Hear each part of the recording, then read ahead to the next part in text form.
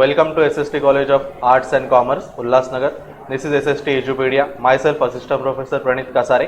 Today we are going to see FYBA Political Science Semester 2 topic, Party Politics and Elections. So, let's begin the topic.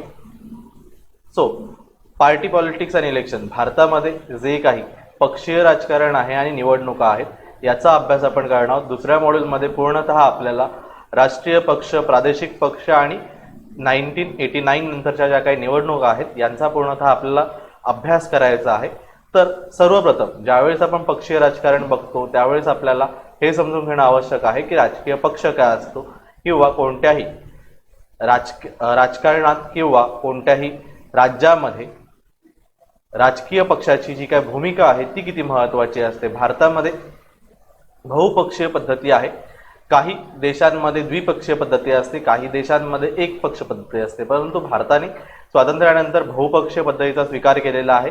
त्यामुळे भारतामध्ये बहुपक्षीय पद्धती आहे. भारतामध्ये वेगवेगळ्या पक्ष आपल्याला बघायला मिळतात. राजकीय पक्ष, त्यामध्ये काही राजकीय पक्ष हे 3 प्रकारचे असतात. एक तर असतं राष्ट्रीय पक्ष, दुसरे असतात प्रादेशिक पक्ष आणि असतात नॉन रजिस्टर्ड पक्ष, तिसरे नॉन रजिस्टर्ड पक्ष. सर्वप्रथम आपण समजून घेऊया पॉलिटिकल पार्टी म्हणजे काय असते. A political party is a organised group of people who share similar political beliefs and goals. राजकीय पक्ष हा एक प्रकारे अशा लोकांचा एक समूह किंवा आपण म्हणू शकतो की संघटना असते जे सिमिलर किंवा एक समान पॉलिटिकल बिलीफ आणि गोल याच्यावर विश्वास ठेवतात. Political parties are made up of members from the public and party members work together to achieve power through an election and try to accomplish their goals. Each party also selects a leader, usually through a leadership context.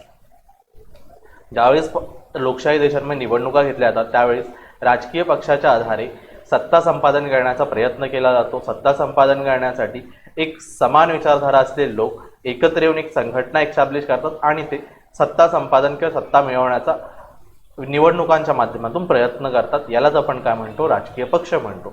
मी तुम्हाला सांगितलं की आपल्या इकडे कोणत्याही देशामध्ये 3 प्रकारचे राजकीय पक्ष असतात. एक तर असतात राष्ट्रीय पक्ष, दुसरे असतात प्रादेशिक पक्ष आणि तिसरे असतात नॉन रजिस्टर्ड पक्ष ज्यांना कोणत्याही प्रकारची मान्यता मिळाली नसते. आता ही मान्यता कोण देतं की एखादा पक्ष राष्ट्रीय पक्ष आहे, प्रादेशिक पक्ष आहे की तो नॉन रजिस्टर्ड पक्ष आहे.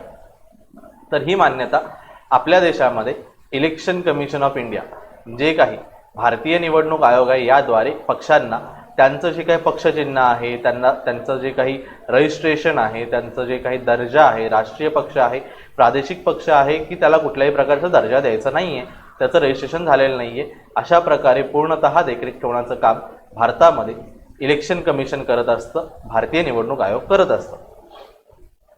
पॉलिटिकल बिलीफ काय असतात. कुठलाही राजकीय पक्ष स्थापन करण्यासाठी पॉलिटिकल बिलीफ असणं गरजेचं आहे.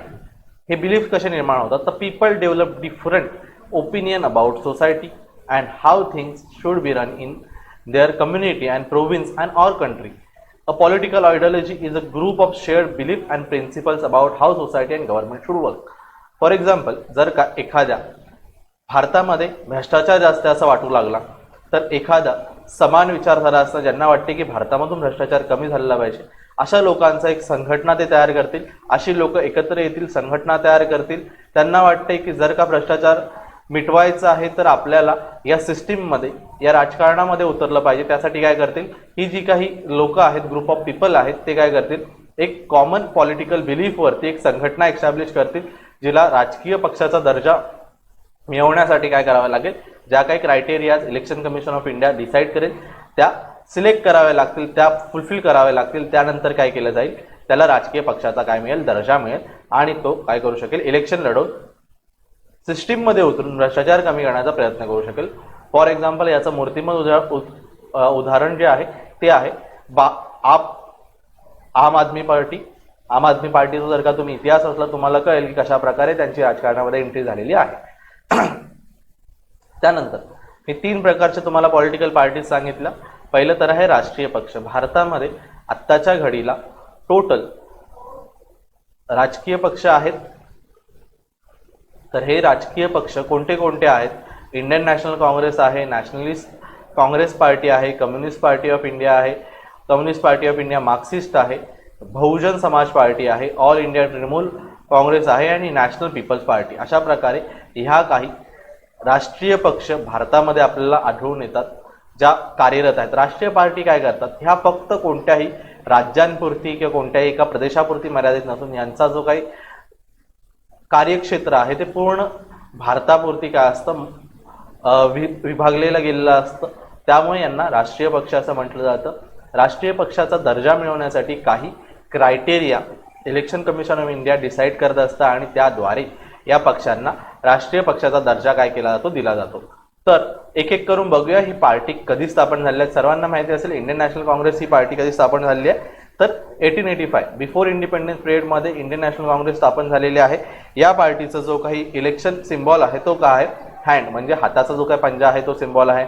एनसीपी नॅशनलिस्ट काँग्रेस पार्टी ही कधी स्थापन झालेली आहे, 1999ला. शरद पवार, पी.ए. संगमा यांनी मिळून काय केली होती, ही पार्टी स्थापन केली होती 1999ला. यांचं जर का तुम्ही सिम्बॉल बघाल, पॉलिटिकल हे पार्टी सिम्बॉल, जो की एखाद्या पक्षाचा जो काही पक्षचिन्ह असतं ते काय आहे, तर घड्याळ आहे. Communist party of India, communist party of India कधी एस्टॅब्लिश झालेली आहे, 1925 साली. कम्युनिस्ट पार्टी ही एक प्रकारे मार्क्सिस्ट विचारधारेवर आधारित पक्ष आहे, जे 1925 साली म्हणजेच बिफोर इंडिपेंडन्स स्थापन झालं होतं. यांचं जर का तुम्ही पक्षचिन्ह बघाल तर एक प्रकारे कोयता आणि जे हातोडी जी असते ते आहे. त्यानंतर communist party of India Marxist ही 1965ला एस्टॅब्लिश झालेली आहे. बीजेपी भारतीय जनता पक्ष, भारतीय जनता पक्षाची स्थापना 1980 साली झालेली आहे. त्यानंतर बहुजन समाज पार्टी, बहुजन समाज पार्टीची स्थापना कधी झालेली आहे,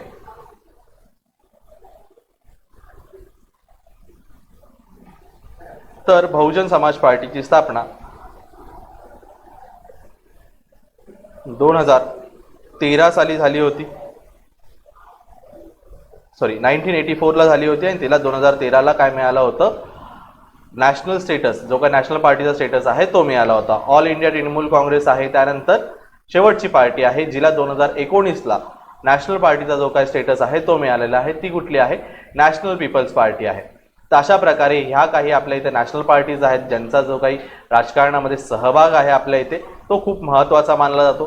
त्यानंतर महत्त्वाचं आहे ते आहेत काही रिजनल प्रादेशिक पार्टीज, प्रादेशिक पक्ष. प्रादेशिक पक्ष हे काही राज्यांपुरती काही प्रदेशांपुरती मर्यादित असतात. भारतामध्ये भरपूर सारे म्हणजे आपण म्हणू शकतो एक 5000च्या वरती काही रिजनल पार्टीज आहेत. प्रत्येक राज्यांमध्ये वेगवेगळ्या पार्टीज वेगवेगळ्या पॉलिटिकल बिलीफ्सवर स्थापन झालेल्या आहेत. तर या पार्टीज काय करतात, त्या फक्त त्याच्या स्टेटमध्येच, फॉर एक्झाम्पल महाराष्ट्रामध्ये शिवसेनेसारखी पार्टी आहे जी स्टेट पॉलिटिक्समध्येच काय आहे, सक्रिय आहे, महाराष्ट्राच्या राजकारणामध्ये सक्रिय आहे. तिला राज्य किंवा प्रादेशिक पक्षाचा दर्जा काय आहे प्राप्त आहे. हा प्रादेशिक पक्षाचा दर्जा जो आहे तो कोणामार्फत दिला जातो, तर इलेक्शन कमिशन मार्फतच दिला जातो. तसेच मनसे किंवा शेकाप अशा बऱ्याच साऱ्या ज्या काही प्रादेशिक पक्ष आहेत त्या भारतामध्ये आढळतात. पंजाबमध्ये बघाल तर अकाली दल आहे, त्यानंतर तुम्ही साऊथला बघाल तर DMK आहे. असे बरेच सारे तुम्हाला प्रादेशिक पक्ष प्रत्येक राज्यामध्ये आढळून येतील. त्या प्रादेशिक पक्षांची जी काही भूमिका आहे ती राज्याच्या राजकारणामध्ये खूप महत्त्वाची मानली जाते, कारण की त्या राज्याच्या राजकारणामध्ये या पॉलिटिकल पार्टीचा तेथील जी काही भौगोलिक परिस्थिती आहे त्याच्यावरती एक प्रकारे काय असतं, दबदबा असतो किंवा त्याचा प्रभाव असतो आणि त्या जरिये त्यांना सत्ता संपादन करणं सोपं होऊन जातं. आणि त्यामुळे त्या प्रादेशिक पक्षांचा जो का उगम आहे तो 1989 पासून पुढे बऱ्यापैकी झालेला दिसून येतो. कारण की ज्यावेळेस आपण भारतीय राजकारणाचा अभ्यास करतो त्यावेळेस आपल्याला असं दिसून येतं की भारतीय राजकारणामध्ये 1947ला जेव्हा आपली स्थापना झाली, आपण स्वतंत्र झालो, त्यानंतर पुढे 1952ला जेव्हा इलेक्शन झाल्या, त्यानंतर पुढे 1989 पर्यंत काँग्रेस हा एक पक्ष असा होता ज्याची एक हाती सत्ता भारतीय राजकारणामध्ये होती. भारतीय राजकारणामध्ये या पक्षाचा दबदबा होता, पूर्णतः सत्ता त्यांच्या हातात होती. परंतु 1989 नंतर प्रादेशिक पक्षांचं उगम झालेल्या, प्रादेशिक पक्षांना महत्त्व प्राप्त झालेलं आहे. प्रादेशिक पक्षांनी जी काही आपापल्या प्रदेशामध्ये जी काही कार्य केलेली आहेत त्यांनी लोकांसमोर ते प्रश्न मांडले ते सोडवलेले आहेत. त्यामुळे प्रादेशिक पक्षांचा उगम झालेला असून काँग्रेसचं जे काय एक पक्षप्रभुत्व पद्धती होती ती कुठे ना कुठे काय झालेली आहे, कमी झालेली आहे. म्हणूनच 1989 पासून असं आपल्याला बघायला मिळतं की एका कुठल्याही पक्षाला पूर्ण बहुमत मिळालेलं नाहीये. त्यामुळेच ज्या काही प्रादेशिक पक्ष आहेत त्यांचं जे महत्व आहे ते खूप महत्वाचं आहे असं आपल्याला दिसून येतं. त्यानंतर पार्टी प्लॅटफॉर्म काय असतं? Party platform explains the party ideas to deal with the major issues and how make improvement. म्हणजेच पार्टी एक प्रकारे राजकीय पक्ष काय करतं, आपल्याला एक प्लॅटफॉर्म देतं ज्याद्वारे तुम्ही लोकांचे कार्य करू शकाल. लोकांना किंवा जे काही वोटर्स आहेत त्यांना तुम्ही काय करू शकाल, आपल्याकडे अट्रॅक्ट करू शकाल आणि त्यांच्या सपोर्टच्या जरिये तुम्ही काय करू शकाल, पॉवर एस्टॅब्लिश करू शकाल. ठीक आहे. ज्यावेळेस एखाद्या पक्षाला जास्त मते इलेक्शन्समध्ये मिळतात त्यावेळेस तो काय करू शकतो, आपली गव्हर्नमेंट फॉर्म करू शकतो. The party that elects the most number of representatives or wins the most seats usually forms government. At the federal level, the leader of the party that forms the government becomes the prime minister. आता जर तसं तुम्हाला माहिती असेल 2019ला election झाले होते. BJP या पार्टीचे जे काही लीडर आहेत पंतप्रधान नरेंद्र मोदी यांनी एक प्रकारे काय केलं होतं, बहुमत संपादित केल्यामुळे ते काय आहेत, आपल्या भारताचे पंतप्रधान आहेत. तर इथपर्यंत आहे आपला जो काही दुसरा मॉड्यूल आहे तो की party politics, elections, national parties and regional parties. I hope तुम्हा सर्वांना टॉपिक पूर्ण क्लिअर झाला असेल. ठीक आहे. काही डाऊट असेल तर तुम्ही कमेंट सेक्शनमध्ये विचारू शकता. Thank you so much.